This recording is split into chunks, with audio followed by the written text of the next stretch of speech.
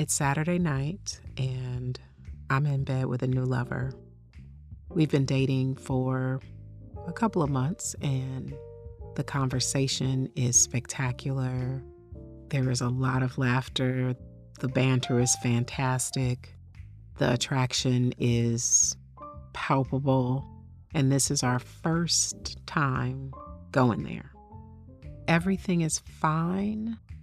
We're getting our foreplay on. I'm ready, he's ready, but he lost his erection, which was fine, We could have done more foreplay, but rather than doing that, he kept going. He pretended that he was still hard, and we both knew it. Like, I could feel it. He knew I could feel it, but he still kept pretending. Maybe he thought that it would come back if he kept trying, which can happen. It didn't, but it could happen. And so I looked him in the eye and said, hey, it's okay. There was no judgment, but that is not how it felt to him. And so he barked. He didn't yell. He just got icy and defensive. What I meant as compassion felt like pity to him. And so the walls went up. He rolled off of me and, stared up at the ceiling for a little bit. I leaned over and, tried to snuggle with him, and he just was a little bit unresponsive. It could have ended differently. Even without the erection, it could have ended differently, but because I don't think it was about his dick not getting hard. It was that we couldn't talk about it. And even if we could have talked about it, he still might have felt a way because it was his body having the experience. This episode is part 1 of a 6-part series on erectile dysfunction. I really hate the language erectile dysfunction, but for the sake of continuity, we're going to just call it that. But I don't really like the word. But anyways, over the next 6 weeks, we are going to be exploring the mechanics, the physical mechanics, the conversations around it, what it's like for both people or all people involved in the sexual experience. We're also going to talk about sex beyond erections, and then we're going to wrap it up with reclaiming desire. But today we are going to talk about the weight of ED. I have had a lot of conversations with men over the years about erectile dysfunction. And what I've noticed is that men talk about the inconvenience of it. They talk about the loss of feeling a hard cock. They talk about the frustration that comes when their dick isn't working the way that they feel like it's supposed to. But what I don't hear very often, and I have heard it a few times, but what I don't hear often is the heartbreak. Part of that is because so many men have been conditioned to not talk about feelings. And because they don't talk about feelings, when they talk about ED, what I hear them saying is, I can't do my job anymore. The job is taking care of their partner, making the other person feel good, handling business in bed the way they handle business everywhere else. And when your dick doesn't get hard or it doesn't stay hard, it feels like a failure. Like you can't take care of things, like you're not good enough, like you just got your masculinity pass revoked. Because the unspoken rule is that real men have hard dicks. That's the unspoken rule. And when your dick doesn't get hard, it makes you feel like less of a man. This is like a societal conditioning. I would say it wasn't invented by men, but it probably was. But it's a societal conditioning that masculinity equals strength, control, and performance. And for a lot of people in our age group, and I'm talking about over 40, we think that sex means penetration. This is the information age, so now we are exposed to so many different ideas. But in our mind, in our unconscious mind, for a lot of us, not everyone, but for a lot of us, penetration is still the default It's what we learn. It's what we think counts as real sex. So when erections become unreliable, it shakes the foundation of what you thought you knew about sex, what you thought you knew about yourself, what you thought you knew about being a man. And that's why there's so much shame. It's not just about sex not working, and I say that in air quotes, but it's because it also feels like your manhood isn't working. So there's this equation that's like, heart dick equals sex, sex equals manhood, manhood equals handling your business. And when one part breaks down, the whole thing goes to shit. And for the record, you can be aroused without an erection. And we'll deconstruct arousal in another episode. But for most men, arousal has always meant getting hard. That's how it worked. So when you're turned on, but your dick doesn't rise to the occasion, it feels like everything stopped working. A lot of men don't realize that the equation exists until their erections become unreliable. And then suddenly there is this weight of expectation that they may have been unaware they were carrying in the first place. And most of us learned about sex in young bodies. You might have heard me say that before, but most of us learned about sex in young bodies where erections just happened, where you got turned on, your dick got hard almost every time, automatic. You didn't have to think about it. But we never stopped thinking about sex in that way. So, at 25, you don't have to think about whether you're going to get hard or not. It just happened. Sex was spontaneous. You wanted it, your body responded, it happened. And now decades later, your body starts changing, but you're still operating from that blueprint that you learned at 15 or 18 or 21 or 25, and you're still expecting your dick to work the same way it did when you were younger. And when it doesn't, there's a disconnect. Your brain wants sex, you're turned on, so your body is turned on, but your dick isn't responding the way that it used to. And that's like heavy, right? That's its own weight. Even before you try to talk about ED or not talk about it, even before your partner knows or doesn't know, just the experience of being in a body that is different is heavy. The unpredictability, right? So maybe your penis works sometimes and not other times. And it's an undiscernible pattern, like you can't figure it out. Tuesday it was fine, Thursday nothing. Saturday you wake up hard as a rock. Saturday night, nothing. You have no idea which is going to be on any given day. It's going to be hard, it's not going to be hard. So every time sex might happen, there's this angst, this anticipation, this dread, like, is it going to work this time or not? Which is exhausting. The mental gymnastics, that mental load of wondering, worrying, bracing yourself. Ambiguity is just really difficult no matter what it is, we don't know, right? But when it comes to like your body, it feels like, well, things that have to do with you, you should be able to control, right? Until you can't. Sex used to be something you look forward to. Now it's something to be anxious about. That loss of potential spontaneity is difficult. Sex used to just happen. You're making out, things escalate, your penis is hard, you have sex. Again, no thinking required. But now you got to think about it. You're planning around it. You're trying to time it. You're trying to avoid certain situation, trying to manage, doing everything you can to set yourself up for success. So now there's no more spontaneity.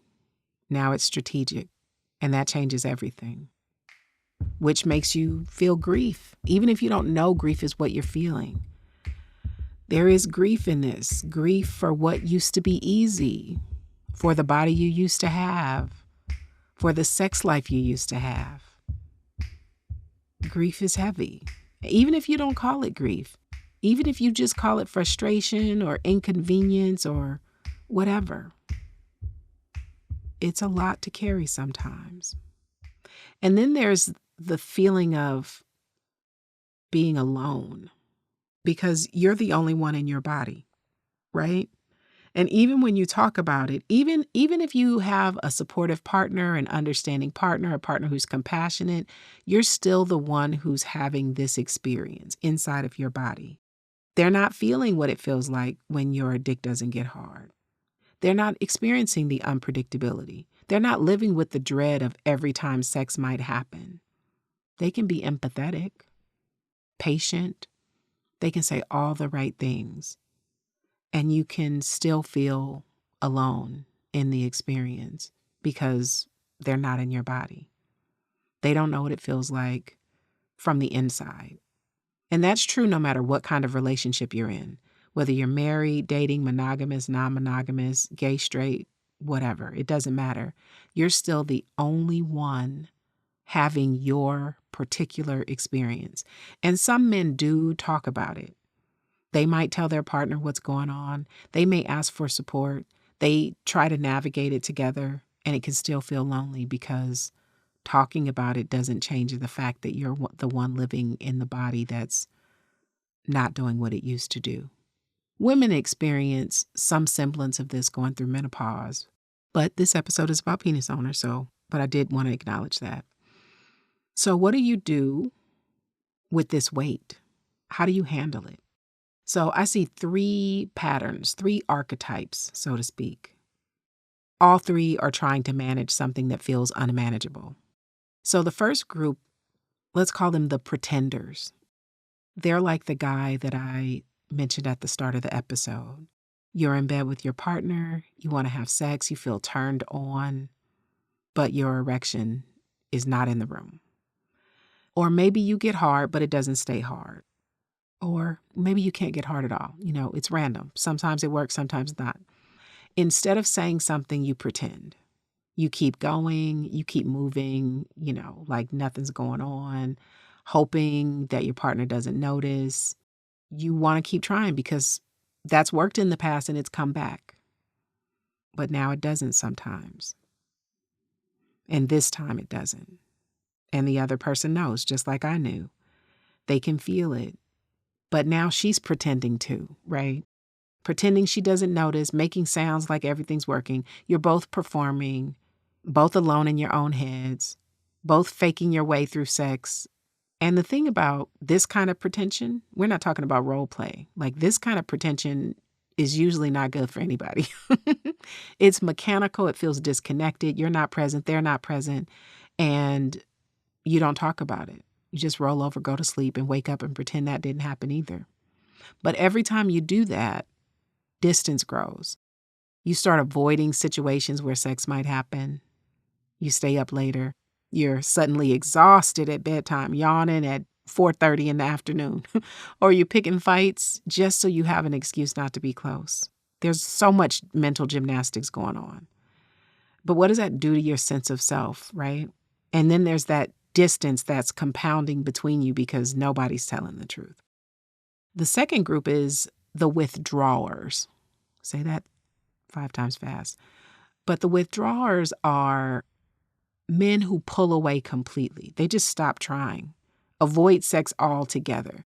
Rather than trying and risking a soft penis, they just stop initiating. Maybe this is you. Maybe you used to reach for your partner in bed and now you just don't touch at all.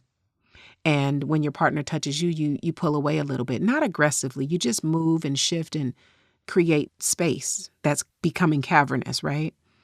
Maybe you go to bed at different times. If she goes to bed at 10, then suddenly you got some work that has to be finished tonight. And so you're not getting in bed until after midnight when you're sure that she's asleep. Or again, you go to bed early. The time changed and it's getting dark earlier, so now that's a cue, right? So you fall asleep before she even comes upstairs. You're just creating this distance just because you're trying to eliminate potential scenarios where sex might be on the menu. Just because you don't want to face the disappointment if you can't get hard. You just don't want to deal with that. The thing is, though, if this goes on for too long and your partner is still interested in sex, they're going to start to feel like you're not attracted to them anymore. She's going to think something's wrong with the relationship. And maybe it's not that at all.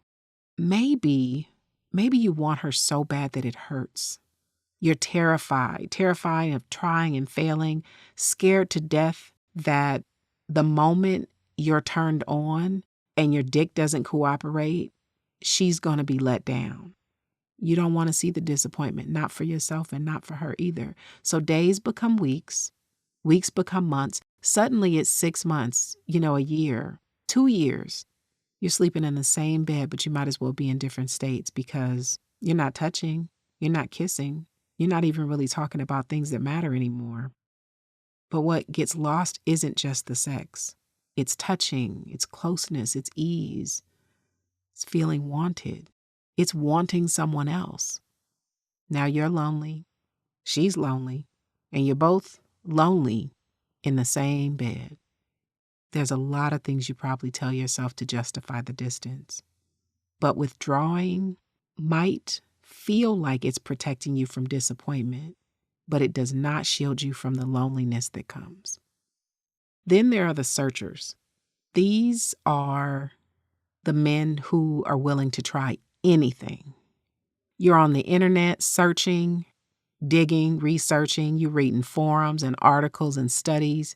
You're trying to figure out what's wrong and how to fix it. You start with supplements, horny goat weed, maca root, L-arginine, zinc, vitamin D. You buy them all. You take them religiously. You give them weeks to work. And sometimes they work a little bit and sometimes they don't work at all.